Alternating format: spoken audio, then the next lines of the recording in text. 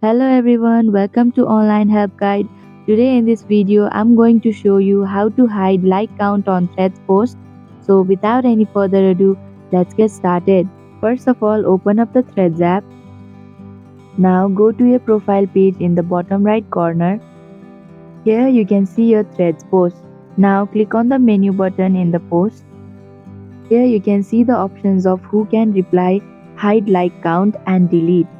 You'll have to click on hide like count. And that is how you can easily hide like count on Threads posts. Thank you for watching Online Help Guide. Hope this video was helpful. If it was, then hit the like button and comment down if you have any questions or feedback. Also, if you are new to our channel, subscribe and hit the bell icon so that you don't miss our upcoming videos.